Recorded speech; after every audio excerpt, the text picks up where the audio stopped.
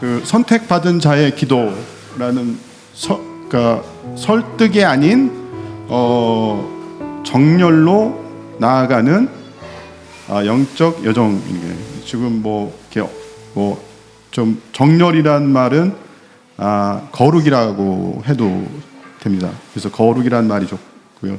설득 우리가 기도하는 것들이 사실은 하나님을 설득하는 부분이 되게 많거든요. 근데 이제 그런 분들을 좀 어떻게 할 거냐 이런 분들 좀 생각하시면 되고요.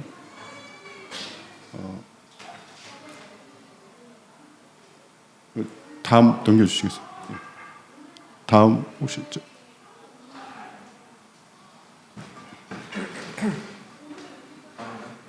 네, 다음.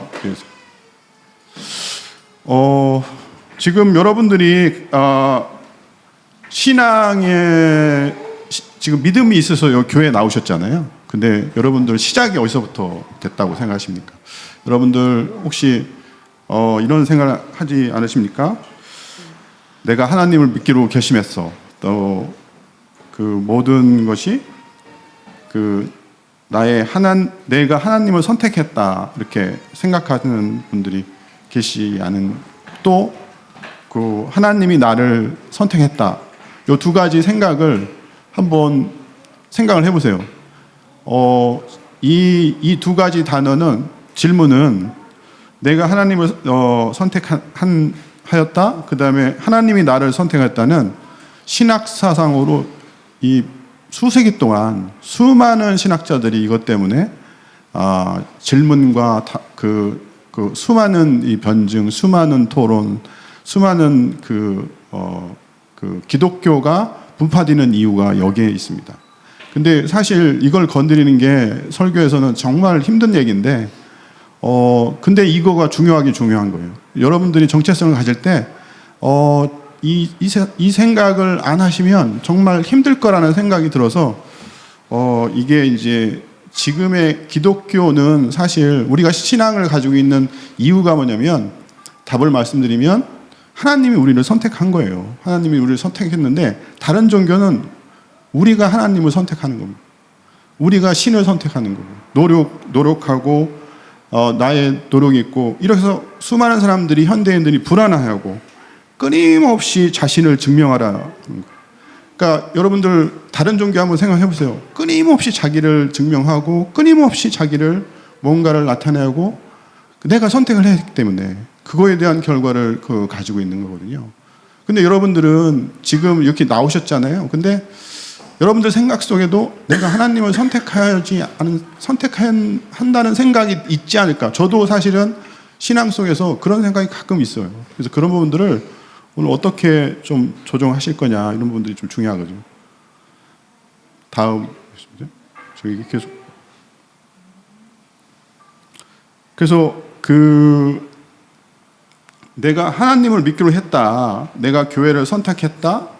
내가 회개하고 되었다. 제가 지금 초창기에 이제 그런 생각을 많이 했었어요. 신앙이 저한테 들어왔고 믿음이 저한테 들어왔는데 내가 하나님을 믿기로 했다고 결정했고 내가 이 교회를 선택했고 심지어 내가 회개하고 돌아왔다고 생각했어요. 근데 그 믿음조차도 전부 하나님이 주신 거예요. 근데 이게 이거를 이제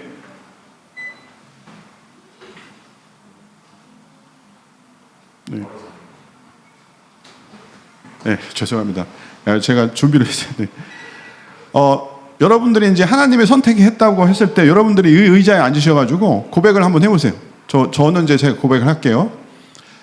저는 정말로 수많은 33살에 이 믿음을 믿었는데 어느 날 이제 평신도 집사님이 부흥회를 한다고 해서 저는 뭐 상관없이 그냥 집으로 간다고 갔는데 운전을 하고 있는데 정신 차려보니까 교회 맨 뒷자리에서 앉아 있는 거예요. 제가 많은 분들한테 이 얘기를 했는데 근데 그 집사님이 부흥을 하면서 계속 얘기하는 게 믿어지더라고요. 그러면서 주님을 마지막에 믿을 사람을 일어나라고 하더라고요. 그래서 제가 일어나지는 거예요. 그리고 그때 뜨거운 것이 저한테 들어와서 정말 그 33년 동안에 제가 죄 지은 게 파노라마처럼 막 흘리는데 어마어마하게 울었습니다. 그냥 운 게 아니고 그 울고 나서 제가 회개를 하고 그 다음부터는 믿어지는 거예요. 근데 그 믿음이 10분 전에는 안 믿어졌거든요. 근데 믿어졌어요. 근데 여러분들의 지금 지금 이 자리에 딱 앉으셔가지고 여기 지금 화면에 앉으셔서 여러분들의 고백을 한번 해보세요. 여러분들은 지금 어떤 상황에서 어떤 분들은 아마 천천히 믿어지거나 내가 그런 경험이 없으시거나 또는 그런 상황도 있으실 거예요. 그런데 여러분들 하나님은 사람마다 다 다르시대요. 그래서 믿음을 어떻게 가져가는지는 하나님이 여러분을 선택했기 때문에 그 방법조차도 하나님이 선택하시는 거예요. 그래서 그게 중요한 거고요. 다음이요. 그래서 결국은 하나님이 이제 말씀하신, 우리가 예수님이 주님이라고 하시잖아요. 주님이 정말 이거는 그 요한복음 오늘 15장 16절이 정말 중요해서 맨 앞에 있고 그 15장 16절에 첫 마디가 있는 거예요. 너희가 나를 택한 것이 아니요 내가 너희를 택하여 세웠나니. 그러니까 여기서 그 선택이라는 의주에서 히브리 언어로 이 다른 말로 에콜라메고미아, 그다음에 주권적이고 의도적인, 헬라어로 에콜라미에는 주권적이고 의도적인 선택이 의도적이다는 거예요. 그냥 선택이 어떤 그 우연적인 선택이 아니라는 거예요. 굉장히 우연이 아닌 아주 의도적으로 여러분들을 선택했고 그 선택한 것들이 내가 선택한 게 아니고 주님이 나를 선택했으니까 주어가 변하는 거고요. 그래서 그 주어가 변하는 것이 그냥 예수님만 말씀하신 게 아니고 다음이요. 아버지 하나님도 똑같이 나를 보내신 아버지께서 이끌지 아니하면 아무도 내게 올 수 없으니 요한복음 6장 44절에 똑같이 말씀하십니다. 거기도 마찬가지로 단어가 강제가 아닌 의지로 변화시키는 은혜의 저력이라고 해서 실제로 이거는 아버지 하나님이 이끌었다는 거죠. 그래서 다음이요. 그러면 성부 하나님이 이끄시고 여기서도 요한복음 6장 37절에도 똑같은 말이에요.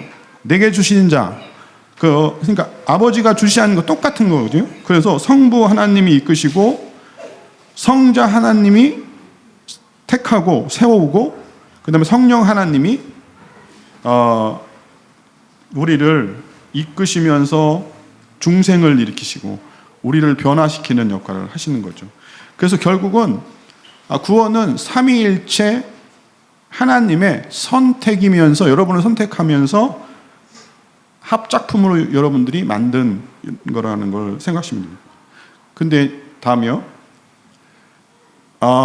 지금까지 이제 신학적인 사상들을 수많은 사람들이 이제 그러면 이제 두 가지 이 사상 하나님이 나를 선택했다 그러면 두 가지가 이제 문제가 있다. 수많은 사람들이 운명론에 대해 얘기하고 또 이거는 믿지 않는 사람들이 그러면 너희들 선택받은 사람이니까 너희도 운명론이 어떻게 생각하는데 하면서 운명론으로 저희를 생각합니다. 근데 운명론이라는 게 굉장히 비인간적이고 차가운 겁니다. 근데 우리는 사실은 언약 속에서 따뜻하고 인격적인 관계로 여러분들을 아버지가 자녀를 책임지겠다는 사랑의 약속입니다. 그 약속이 언약, 그러니까 신약이라고 하는 것은 새로운 언약, 또 구약이라는 것은 옛 언약이거든요. 그 언약 속에 성경 말씀이 여러분들이 그 약속이 이루어지는 것이 바로 구원이라는 겁니다. 운명론이 아니라는 거죠. 그 다음이요. 그게 사실 사람들은 굉장히 많은 분들이 내가 선택받았으면 그러면 이런 생각을 하는 거예요. 내가 죄를 짓거나 또는 아무렇지 뭐를 해도 방종을 하면 그래도 내가 선택받았으니까 천국에 가지 않을까 하는 그런 운명, 이 두 가지 신자들이 생각하는 그런 것들이 결국은 운명에 대한 부분들을 딱 이게 갇혀 있으니까 그런 부분들로 생각을 한다는 거죠. 그래서 굉장히 사람들이 그 오해하는 부분들이 되게 많습니다. 그런데 이거를 제가 좀 쉽게 비유를 들어볼게요. 다음이요. 보통 저희가 이제 양자됨이라고 하는 것이 신학적인 용어가 있습니다. 근데 입양이라는 부분들은 사실 고아가 있는데 고아가 이제 고아원에서 부모를 선택 안 해요. 그러니까 어떤 부부들이 와서 먼저 아이를 찾아가 선택합니다. 그리고 그 아이가 입양이 되면 그 아이의 가졌던 옛날의 과거 상처, 미래까지 책임을 지는 거예요. 그러니까 그 다음부터는 그 아이는 뭐라고 해요? 부모님을 아빠라고 엄마라고 부르는 거죠. 그래서 그 서류에 서명을 한 것, 그 서명한 것이 언약입니다.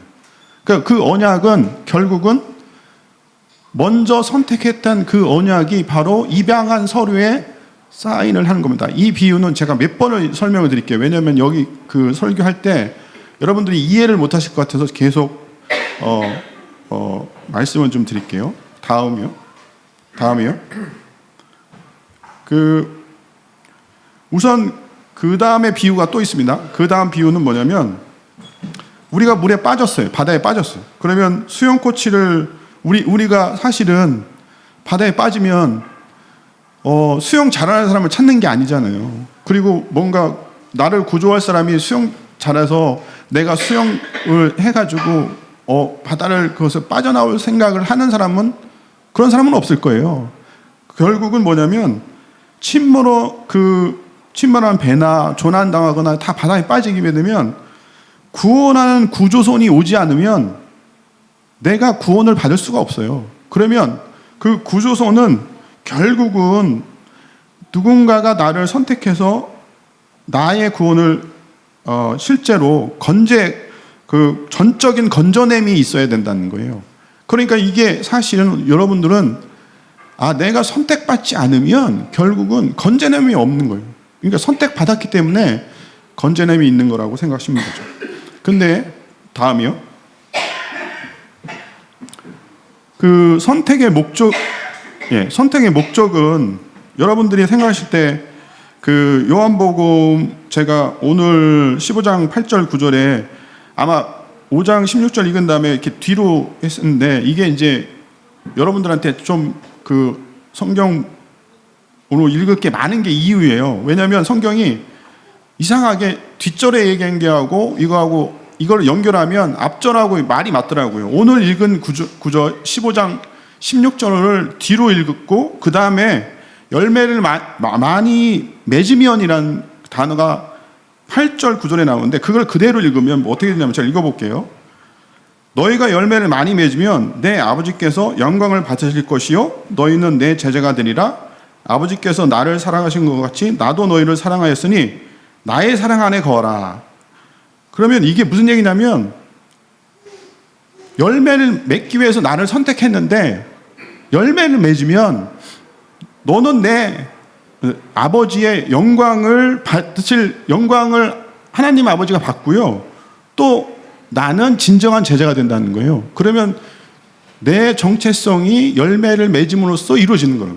그럼 결국은 선택한 목적은 하나님이 나를 선택했을 때 내 정체성이 변화가 된다는 것을 이 성경 구절에서는 정확하게 요한복음 15절에 한번 다 나와요. 근데 그거를 요한복음 15절을 전부 한번 읽어보세요. 그러면 그 안에 포도나무 예배 그 의미가 들어가는데 이 포도나무는 우리가 예수님 가지에 붙지 않으면 잘라서 불살른다는 경고가 나와요. 그러면 선택받지 않은 사람들은 어떻게 되냐면 결국은 불살른다는 거하고 똑같은 거예요. 가지에 붙지 않은 모든 그 열매들, 가지에 붙지 않은 것은 다 불살라진다는 거죠.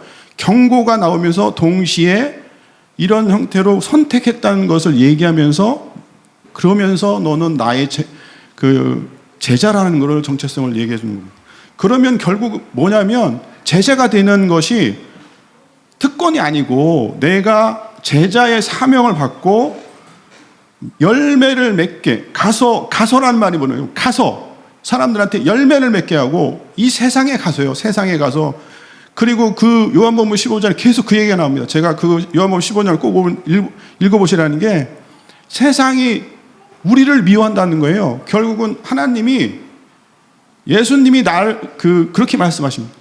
세상이 나를 미워하면 너도 나를 따르면 세상이 우리 선택받은 사람도 미워한다는 거예요. 결국은 그 미워하는 세상에 여러분들이 변화가 돼서 열매를 맺는 것이 사명이고 선교이면서 세상 사람들하고 그 같이 지내면서 우리가 복음을 전하는 것이 전도고 사명이라는 겁니다. 다음이요. 그런데 여러분이 교만과 불안한 그런 것들이 되게 저도 교만하고 내가 선택받았으면 내가 성공하면 내가 선택했다고 생각하시면 성공하면 나의 공로고요. 실패하면 나의 책임인 거예요. 그런데 하나님이 선택하면 성공하면 감사하고요. 실패하면 그래도 여러분들이 힘들게 세상을 살잖아요. 그래도 하나님이 나를 붙드신다는 생각을 가지고 있으면 그것이 여러분들이 선택했다는 여러분들이 열매를 맺는 과정이라고 보시면 됩니다. 다음이요. 그래서 선택의 증거는 결국은 열매고 여러분들 안에 믿음이라는 건 결국은 사람들한테 나 믿음이 있어. 나 믿어. 이 말하는 게 아니라요. 이제는 사람들한테 뭘 보시냐면 그 사람한테 사랑이 있느냐. 그 사람한테 순종이 있느냐. 그 사람한테 변화가 있느냐는 거예요. 교만이 아니고 예수님을 닮아가는 겸손이 진짜 증거예요. 그러니까 이게 여러분들한테 그럼 세상 사람들이 이 얘기를 계속 했을 때 뭐 지금 이단이라나 이런 사람들이 무슨 얘기를 하냐면 선택했으니 내가 방종해도 상관없다고 하는 이단들 있잖아요. 결국은 그 사람들은 이 뒷얘기를 모르는 거예요. 열매를 맺게 하려 함이라는 목적이 있기 때문에 선택한 거지 선택하기 위해서 당신을 그 방종하기 위해서 한 게 아니라는 겁니다. 그러니까 이게 얼마나 그 복음에서 빠지지 않으면 안 되는 중요한 얘기라는 거예요. 여러분들이 이걸 얘기를 들으실 때 이해되었으면 좋겠다는 거예요. 다음이요. 이게 종합적으로 얘기하면 결국은 신학적으로 뭐 수많은 얘기가 나오는데 주어가 혁명이 내가 아닌 하나님이 나를 선택했다. 그리고 실제로 아버지가 주시고 예수가 선택하고 성령이 이끄실 때 내가 반응하는 것이 중요한 겁니다. 그것을 이해하시는 게 중요해요. 다음이요. 결국은 아버지가 누군가 내가 오는 자를 내가 결코 내쫓지 않으리라 하고 말씀하신 게 여기 이 자리에 오시거나 누군가 교회를 인도하잖아요. 그 자리에 온 것은 바로 그것이 선택의 증거입니다. 왜냐하면 이 자리에 오기가 되게 힘들어요. 여러분도 아시겠지만 엄청 힘들거든요. 토요일날 일요일날 모든 걸 다 제껴두고 이 자리에 온다는 것은 그거는 선택의 증거라고 보시면 돼요. 다음이요. 그러면 여러분들이 선택받은 자는 주체가 누면 나의 결단이 아니고 하나님의 은혜입니다. 그 성격은 뭐냐면 차가운 운명이 아니라 사랑의 언어. 그리고 목적은 뭐냐면 내가 특권을 누리고 방종하고 교만하는 게 아니라 열매 맺는 사랑입니다. 다음이요. 그래서 여러분들이 정체성 혁명의 첫 번째는 아버지 선택 안에서 쉬는 것이 중요합니다. 매일매일 평안을 느끼고 쉬고 내가 아버지 사랑을 선택하고 반응하는 것, 내가 열매를 맺고 순종하는 것, 이것이 여러분들의 그 중요한 복음의 원리라고 보시면 됩니다. 다음이요. 선택받은 자의 기도. 그러면 이제 여러분들 기도, 오늘 제가 기도의 핵심이 이제 있는데, 다음이요. 요한복음 15장 16절에 그 너희가 거기 제가 빨간색만 읽겠습니다. 너희가 열매가 항상 있게 하여 내 이름으로 아버지께 무엇을 구하든지 다 받게 하렴이라 이렇게 써 있어요. 이게 열매가 맺는 거는 항상 있게 한다는 것은 이제 여기까지 제가 설명드렸죠. 그런데 그 뒤가 중요해요. 뒤가 내 이름으로 아버지께 무엇을 구하든지 다 받게 하렴이라. 기도에 대한 내용이 있는데 하나님 이름으로 아버지께 무엇을 구하든지 다 받게 하려는 게 그러면 이 내용은 하나님 저 부자 되게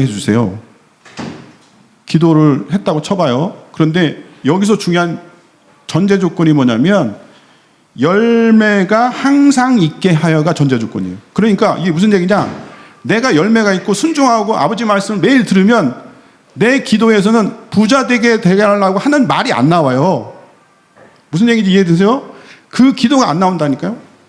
하나님, 다른 사람을 인도하고 사랑하게 해주세요. 한마디도 복음을 전할 수 있게 해주시라고. 그 기도가 꼭 나오는 거예요. 그게 여러분들한테 나오는 거예요. 그 기도가 여러분들이, 그래서 결국은 그 기도는 그 기도조차 증명되고 증거되는 겁니다. 그래서 나는 내가 스스로 선택한 존재가 아니고 창세전부터 계획된 하나님이 선택한 존재입니다. 나는 운명에 묶인 자가 아니라 언약에 붙들린 자이고 나의 기도는 나의 노력이 아니라 그분의 사랑에 대한 응답이기 때문에 내가 부자 되게 해주세요, 돈 많이 주세요 라는 응답, 그런 응답이 세상에 어디 있어요. 그런 기도를 할 수가 없어요. 여러분들은 그게 바로 선택받은 자의 기도입니다. 다음이요.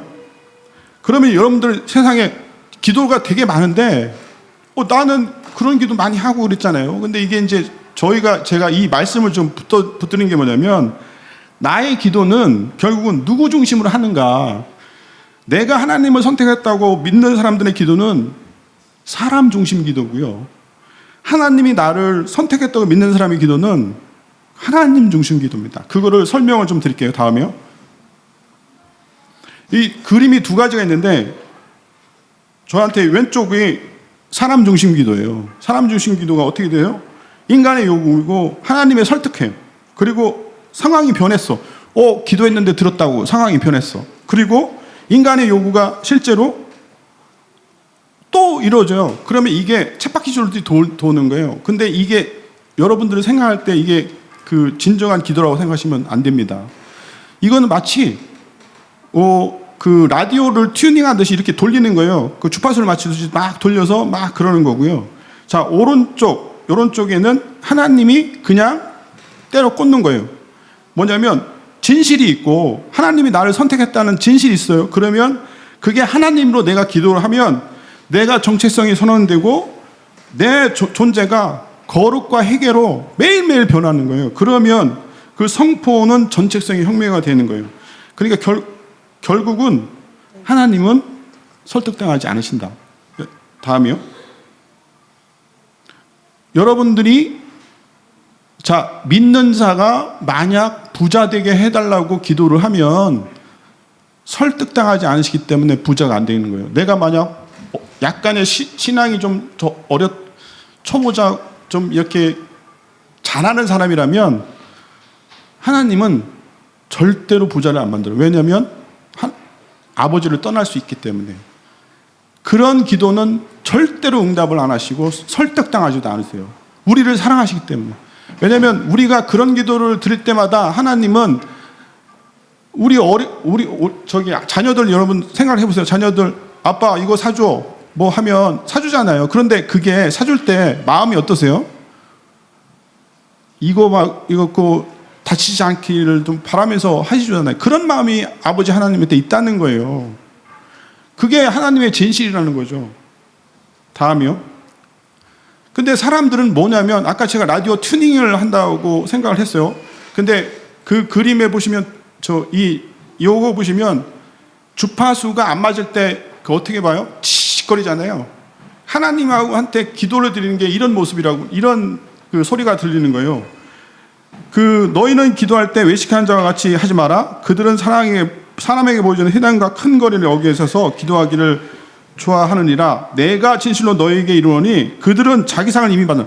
제가 이 말씀을 드리는 게 뭐냐면 기도를 잘한다고 하는 사람들이 있어요. 그런 말은 이 단어가 절대로 이루어지지 않는다는. 기도는 절대 잘할 수 있는 게 아니고요.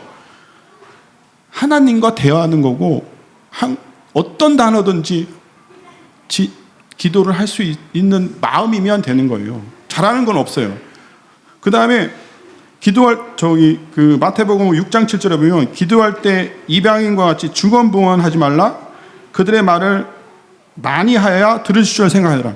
자, 이게 그러면 하나님이 나를 선택하고 나의 상황을 모든 걸 알았다고 생각하면 기도는 이렇게 생각하는 거예요. 여러분들이 생각하는 그 모든 것을 다 상황을 설명 안 해도 이미 아버지 하나님은 나를 아시는 거예요. 하나님이 나를 선택했다고 믿는 것은 내가 이렇게 모든 상황이 있으니 이 상황에 대해서 하나님 감사합니다. 내가 이렇게 성장하고 매일 연단을 받고 그럼에도 불구하고 하나님을 찬양합니다. 이렇게 하는 게 기도입니다. 그게 열매를 맺는 거고, 그게 여러분들이 기도를 지치지 않는 거예요. 여러분 매일매일 그런 기도를 드려보세요. 내가 하나님 뭐 달라고 하면 안 주실 때 얼마나 지칩니까? 지치죠. 매일매일 기도할 때마다 힘들죠. 그런 상황이 될 때마다 여러분들은 하나님이 뭔가를 더 주시려고 한다는 것을 이해하시면 되는 거예요. 다음이요. 한마디 기도하면 됩니다. 여러분, 아버지, 그냥 여기 앉으셔가지고 한마디만 하셔도 돼요. 아버지. 그러면 아버지 하나님이 모든 걸 다 아시는 거예요. 모든 걸 다 아셔서 나는 죽어도 못해 기도한다고 하지만 단 한마디만 하세요. 아버지. 그런 상황으로 내가 하나님이 우리를 선택했다는 말을 그냥 믿으면 아버지란 말은 충분합니다. 왜? 나를 선택했기 때문에 나의 상황을 모든 걸 알기 때문에 그게 가능한 거죠. 여러분들이 기도가 마치 어떤 거래처 직원이 제발 사주세요, 제발 이렇게 하는 게 아니라니까요. 우리 아버지라니까요. 우리 부모님이 나의 말을 들으시고 모든 상황을 아시기 때문에 줄줄이 중언부언하면서 기도할 필요는 없다는 겁니다. 그게 여러분들이 그런 사람이 기도가 얼마나 중요하겠어요. 다음이요. 내가 기도를 시작하기 전에 여러분들 아버지가 분명히 이끄셨고 나의 믿음이 그 다음에 선택을 하신 아버지가 있고 나의 믿음이 있으면서 그 믿음이 있다고 하면 그 기도가 어떻게 되겠어요? 하나님이 부르시는 음성에 대한 응답으로 바뀌게 되는 거예요. 왜냐하면 나를 부르신 아버지 하나님이 내 마음속에 계속 울림을 주기 때문에 아버지 감사합니다. 오늘도 하루를 주셔서 아침에 일어나면 그 기도가 나오는 거예요. 다음이요. 그러니까 선택의 방향이 이제는 우리가 기도해서 노력하고 하는 게 아니라 우리가 하나님의 주권으로서 응답을 받고 너희를 택한 것이 아니요 내가 너희를 택했다. 예수님 분명히 말씀하셨으니까 이것들에 대한 하나님의 주권을 인정하고 매일매일 우리가 열매를 맺을 때 그것이 중요한 거죠. 다음이요. 결국 붙드는 손이 누군가? 물에 빠진 사람을 구워 주소를 선택하고 말할 수 선장이 손을 내밀어서 구조해야 되잖아요. 결국 기도는 내가 하나님의 손을 놓지 않으려고 안간힘을 쓰는 게 아니에요. 하나님이 나를 단단히 붙들고 계심을 확인하는 것이 기도입니다. 그렇게 하는 게 기도고요. 다음이요. 내 존재가 하나님으로부터 그 기도가 왔으면 존재의 재정이라는 게 어려운 용어지만 거룩하게 되는 거예요. 매일 내 죄가 있으면 회개하고 오늘 집사님이 기도하셨잖아요. 회개하는 이 내용들이 다 그러면 여러분들이 회개한다는 뜻은 뭐냐면 결국은 하나님으로부터 존재의 재정렬이 되는 거예요. 흐트러진 세상 속에서 분산된 마음들이 하나님의 마음으로 바뀌면 결국은 그것이 회개로 나오고 재정렬이 되는 거죠. 다음이요. 자, 여러분들 지금 쭉 있잖아요. 제가 이거를 다 같이 다 보이시죠? 자, 제가 이 기도를 다 같이 한번 기도를 읽어보면서 여러분 입으로 한번 기도를 한번 자, 눈에 보시고 자, 시작. 하나님이 제가 하나님을 선택한 것이 아니라 하나님이 저를 선택하셨음을 믿습니다. 저의 불안한 만들로 하나님을 설득하려 했던 것을 내려놓습니다. 저를 이 시간 저의 존재를 당신의 뜻에 정렬합니다.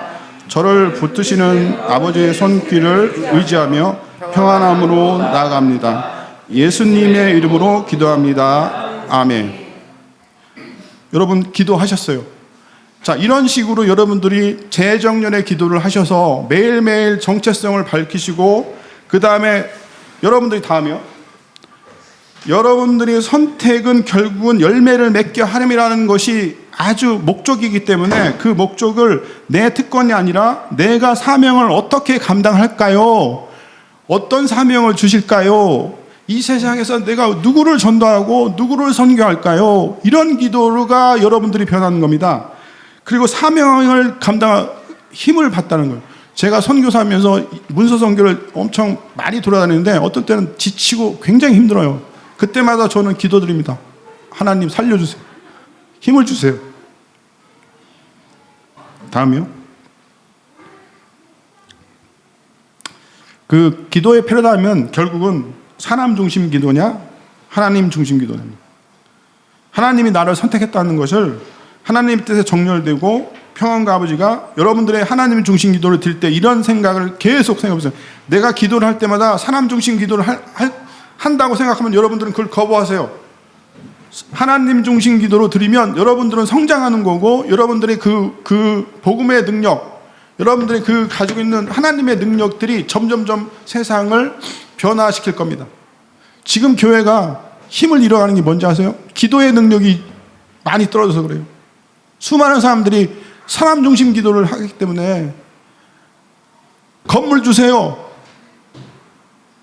제가 말은 않겠습니다. 얼마나 많은 교회가 이런 기도를 드리나요? 그런 교회가 나쁘다고 하는 게 아닙니다. 기도가 기도가 하나님 중심 기도해야 되는 거예요. 다음이요. 선택받은 자의 주기도입니다. 이게 지금 오늘 파트 3까지 갔습니다. 제가 계속 하는데, 자, 그러면 주기도문, 오늘 주기도문 하셨잖아요. 이 주기도문조차도 정말 신기하지 않습니까? 예수님이 이 세상에 기도를 하라는데, 우리가 이렇게 마음껏 자유스럽게 기도하는데 딱 한 가지는 이렇게 기도하라고 줬어요. 그럼 뭔가 이상하지 않으세요? 그럼 이것조차도, 이 주기도문은 하나님이 나를 선택하는 프로토콜이라고 보시면 돼요. 무슨 얘기냐? 제가 통신에서 서로 이게 양쪽이 맞아야 돼요. 그런데 우리한테는 죄인이라서 기도를 마음대로 하는데 단 한 가지 주기도문을 주잖아요. 그러면 주기도문은 하나님이 나를 선택했다는 그 하나님 중심 기도의 핵심 원리가 이 안에 있는 거예요. 그래서 매일 기도드리는 게 그런 내용들이 이 안에 있기 때문에, 여러분들은 이거 그런 줄 모르시죠? 그냥 암기하면 되겠다고 생각하는데, 주기도문은 그 안에 하나님이 나를 선택했다는 그 핵심 원리가 있어요. 그러면 이걸 받아들이면 하나님과 함께, 하나님이 그 바로 직통으로 대화가 열리는 프로토콜, 마치 우리가 이제 무전기로 오바 하잖아요. 그것처럼 그런 거하고 똑같은 거 생각하시면 돼요. 다음이요. 주기도문이 선택이 결국은 제가 그 마태복음 6장 9절에 그러므로 너희는 이렇게 기도하라. 하늘에 계신 우리 아버지 이름이 거룩히 여기심을 받으심으로 나라가 임하옵시며 뜻이 하늘에서 이룬 것 같이 땅에서도 이루어지다. 오늘 우리에게 일용할 양식을 주시고 우리가 우리에게 죄진 자를 사여 준 것 같이 우리 죄를 사여 주시고 우리를 시험에 들게 하지 마옵시고 다만 악에서 구하옵소서. 나라와 권세의 영광이 아버지께 영원히 있어야 된다. 아멘. 자, 제가 이 기도를 이렇게 했잖아요. 그러면 이게 결국은 하나가, 다음이요. 아버지라고 부를 수 있는 그 처음에 우리는 매일 하늘에 계신 우리 아버지라고 기도하잖아요. 그러면 그거는 우리 노력이 아니라, 우리 노력으로 획득한 자격이 아니라 하나님이 우리에게 내려오신 결과입니다. 저 다리 보이시나요? 하늘에 계신 우리 아버지는 그 다리가 있기 때문에 우리가 아버지라고 하는 거예요. 그 다리가 누구일까요? 예수님입니다. 예수님이 이렇게 기도하라고 딱 준 거는 예수님이 자기가 다리가 됐기 때문에 하늘에 계신 우리 아버지가, 그러면 그 기도를 이름을 주잖아요. 그러면 내가 선택한 것이 아니고 아버지 하나님이 나를 선택했다는 증거가 바로 하늘에 계신 우리 아버지라고 하는 거고요. 그게 관계가 형성이 되지만 말이 안 되는 거예요. 예수님은 계속 아버지 하나님이라고 얘기하잖아요. 그러면 여러분들도 그 기도를 드릴 때 아버지 하나님이 되는 거고 나한테는 관계가 되는 거죠. 다음이요. 제가 계속 요한복음 5장 15장 16절을 계속 얘기해요. 이게 선택이 내가 주어가 아니고 예수님이 주어기 때문에 주기도문도의 강구도 그것 때문에 신학적인 선택이 그 기도가 이루어지는 거예요. 다음이요. 하늘에 계신 우리 아버지라고 했을 때 입양하는 제가 계속 입양에 계속 얘기한다고 말씀드렸잖아요. 근데 이 사인을 아버지 하나님이 우리가 고아원에 있는 고아라고 생각해 보세요. 그런데 그 사인을 안 하면 우리는 절대로 하늘에 계신 우리 아버지라고 부를 수가 없어요. 그러니까 하나님이 소유로 삼고 언약적 결단이 있고 사인을 했기 때문에 그 사인을 말하는 게 사인을 저도 사인합니다 하는 말이 주기도문인 거예요. 하늘에 계신 우리 아버지. 그 다음이요. 뜻이 하늘에서 이룬 것 같이 땅에서 이루어진다는 사랑의 이게 이 모든 주기도문을 하나님의 입장에서 한번 생각을 해보세요. 지금 제가 설명드리는 이것들은 하나님 입장입니다.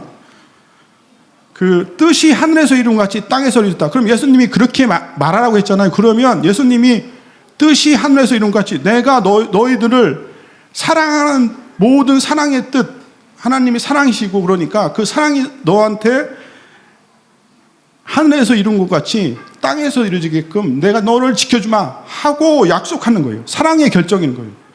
그것이 여러분들의 그 주권적 의지, 신학적 배경으로 주권적 의지고 땅에서 이루어지는 거고요. 다음이요. 일용한 양식을 쭉 해서 끝까지 나오잖아요. 그래서 악에서 구하옵소까지 마지막에 나오는데 그 선택은 끝까지 나를 책임지는 사랑입니다. 끝까지 나를 책임지는 사랑이 이 안에 있는 거죠. 그게 바로 언약적 책임이에요. 제가 일용할 양식을 주옵시고 우리가 죄진 자를 사해준 같이 우리 죄를 사해주시고 우리 시험에 들지 말고 이게 우리 입으로 나오는 이 단어가 유었지만 결국은 예수님이 이 단어를 얘기할 때마다 하나님은 들으시고 그거를 너는 내가 끝까지 책임 있게 사랑하겠다. 그것을 얘기하는 선언적인 얘기라니까요. 그게 여러분들한테 있어야 되는 거예요. 다음이요. 나라와 권세와 영광이 있다는 것은 마지막에 여러분들이 모든 것이 하나님 나라, 영광을 아버지 하나님이 받는다는 거잖아요. 그리고 우리가 열매를 맺었기 때문에 이 말을 하는 거예요. 열매를 맺기 시작하는 여러분들은 포도송이처럼 점점점 자라고 있고 익어가고 어떤 분들은 조금씩 자라고 있지만 그때마다 하나님 나라의 권세 영광이 아버지께 있다고 계속 얘기하면 할수록 하나님은 그거에 대한 영광이 열매로 생각하시는 거예요. 그러니까 주기도문 여러분들이 그렇게 하실 때마다 잘 자라고 있구나 아버지 하나님이 느끼시는 거예요. 그래서 다음이요. 결국은 제가 지금 말씀드린 게 그러면 자 이렇게 말해도 이게 운명론이라고 생각하십니까? 제가 운명론이라고 생각하시는 분들이 여기 계세요? 절대로 아닐걸요? 이것은 결국 언약이고요. 마치 지금 이런 우리가 매일 이렇게 주기도문을 하잖아요. 결혼서약하고 똑같은 거예요. 결혼서약 하실 때 어떻게 결혼서약해요? 기쁠 때나 슬플 때나 함께 하겠다고 서로 결혼할 때 서약하잖아요. 그러면 그거를 뭐 어떤 사람은 안 지키잖아. 근데 지키는 사람도 있고 그 서약을 하면서 하잖아요. 근데 그거와 똑같이 주기도문도 하나님과 우리가 서약한 거하고 똑같이 우리 입에서 얘기하는 거예요. 그러면 그 서약은 우리가 하나님이 선택했다는 것을 믿기 때문에 계속 여러분들한테 우리를 성장시키는 거죠. 다음이요. 그래서 우리가 방종하거나 책임을 사라지는 게 아니고 결국은 우리가 은혜로 뭔가를 주시고 선행을 먼저 하셨다는 거죠. 다음이요. 계속. 그래서 결국은 정체성이 변하면 우리가 확신에 찬 붙들립니다.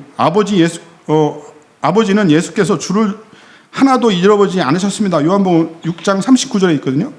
하나도 잊어버리지 않는다. 그러니까 아버지께서 주신 자들을 하나도 잊어버리지 않는다는 뜻은 여러분들이 그 주기도문을 할 때마다 절대로 내가 너를 놓지 않겠다. 잡고 있는 거예요. 여러분 그 생각을 하시면서 주기도문을 하시라는 거예요. 그래서 다음이요. 선택받은 자의 주기도문은 4가지가 있습니다. 자, 하늘에 계신 우리 아버지, 입양됐을 때 자녀로 삼으신 사랑이 있고, 뜻이 이루어지다, 주권, 나를 향한 선한 계획이 있고, 일용할 양식, 악에서 구원은, 나를 끝까지 책임지는 보호가 있고, 그 나라와 권세의 영광이 목적이 열매 맺는 삶을 통해서 여러분들이 찬양을 하는 존재가 되는 겁니다. 다음이요. 선택받은 사람은 결국은 주기도문을 드릴 때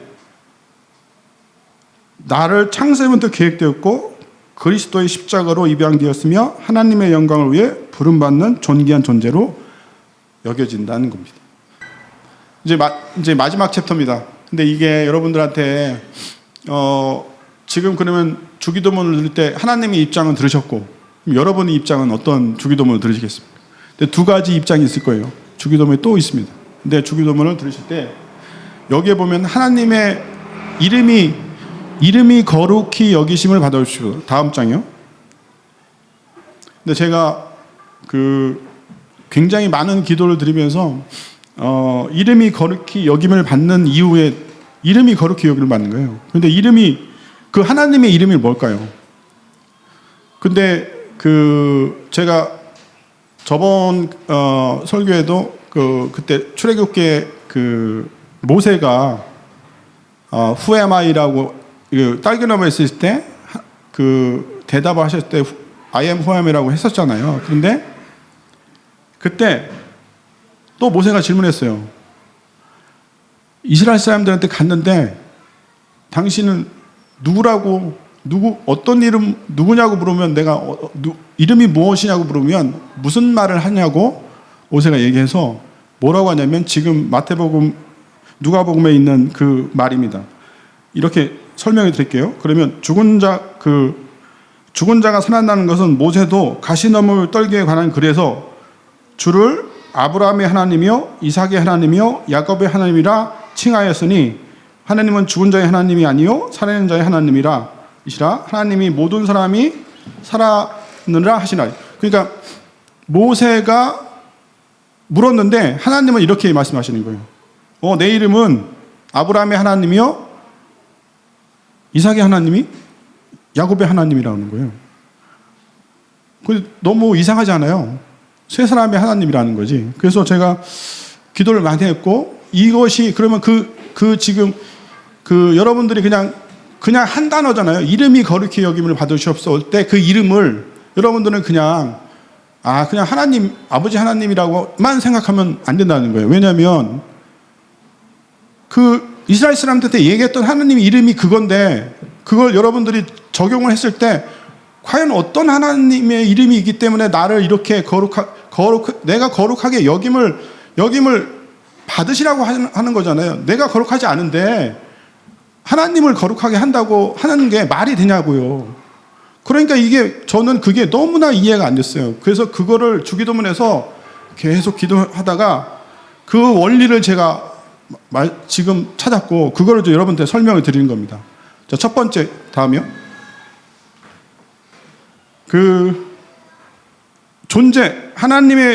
하늘에 계신 우리 아버지가 관계성으로 계속 지금까지 얘기했잖아요. 고아가 실제로 하늘에 계신 우리 아버지를 주권으로 했는데 이것은 부르심이라는 거예요. 자, 다음이요.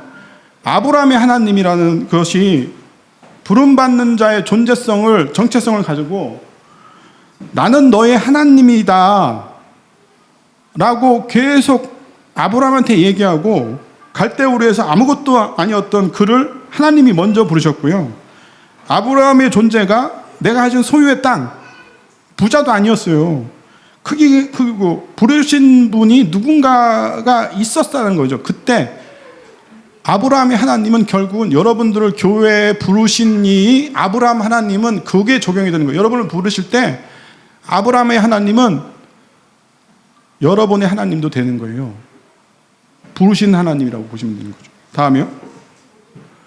두 번째, 이름이 거룩히 여김을 받으시면은 결국은 내가 거룩하지 않은데 거룩하게 살라고 하는 거예요. 그런데 거룩하게 살 수 있어요? 우리는 예수님의 힘으로 거룩하게 살죠. 그런데 거룩하게 살려고 엄청 힘들게 살았던 사람이 있어요. 그게 누구냐면 이삭이에요. 다음이요. 이삭은 어때요?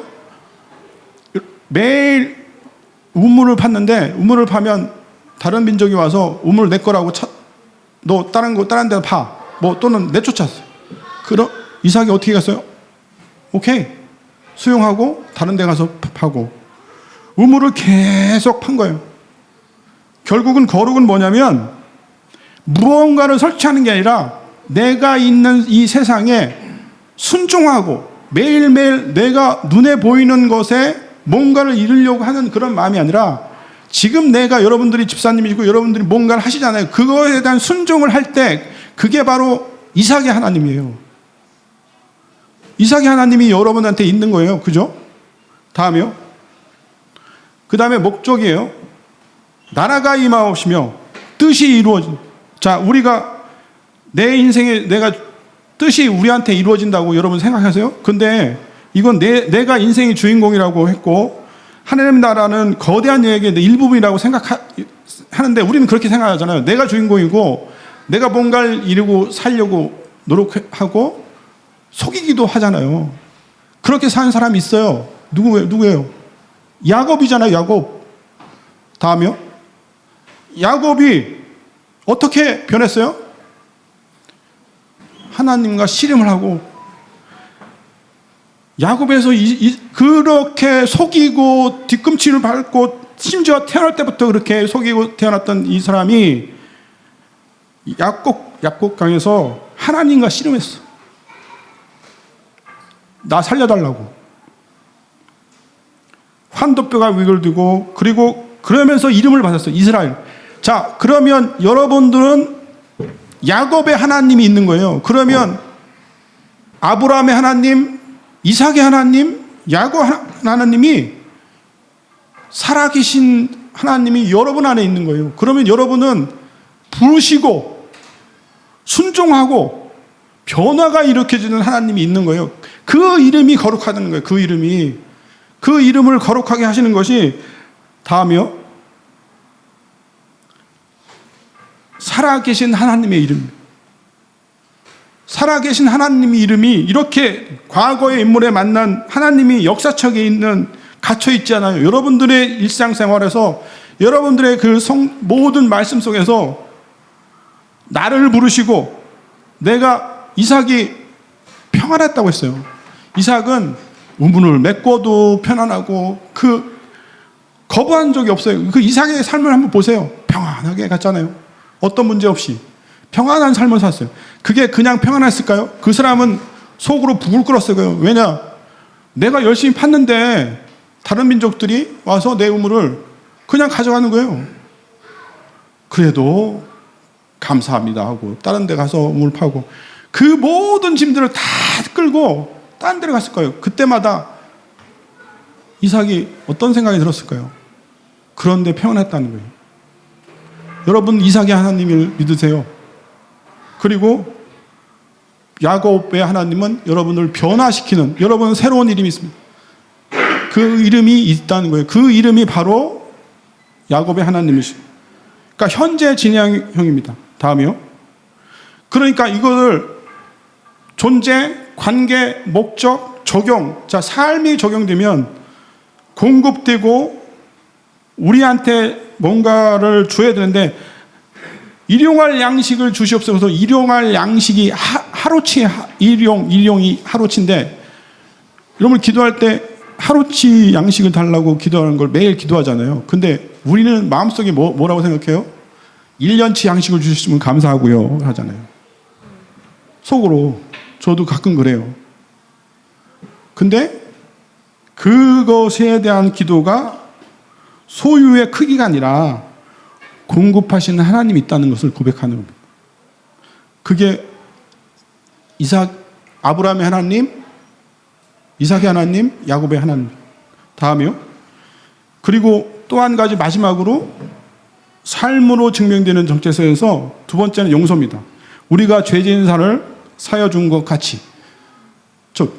여러분들이 지금 이 세상에 살면서 죄 지은 자를 계속, 나한테 죄 지은 사람 있고 내가 죄 지은 사람이 있을 거 아니에요. 그럼 나한테 죄 지은 사람은 내가 용서한 적이 있으신가요? 그 말을 하면서 주기도문 딱 한 다음에, 교회에서 주기도문 한 다음에 딱 가가지고 전화 걸어서 야 너 하면서 욕하고 이렇게 하는 사람이 과연 거룩한 사람일까요? 기도는 결국 내 변화가 있는 거고요, 내 삶에서 적용시키고, 주기도문은 매일매일 암기하시는 게 아니라 삶에서 적용시키는 겁니다. 그것이 여러분들의 그 정체성에서 은혜를 흘려보내는 거고요, 내가 타인을 용서하고 그 용서받은 자녀임을 내가 계속 흘려보낼 때마다 열매를 맺는 겁니다. 다음이요.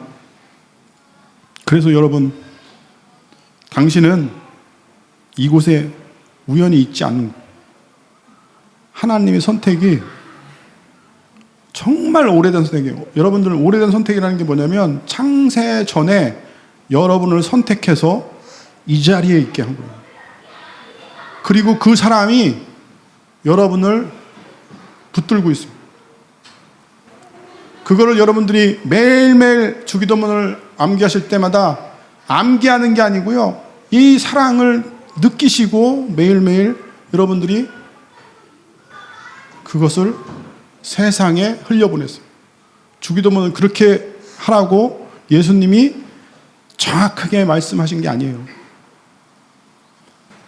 오늘 여러분들은 여러 가지 얘기를 들었지만, 선택받은 자가 누구고, 선택받은 자가 하나님 중심 기도를 하면서 이 세상에 살고, 그 다음에 아브라함의 하나님, 이삭의 하나님, 야곱의 하나님이, 내가 살아계신 하나님이 내 안에 있다는 것을 여러분 느낄 때, 여러분은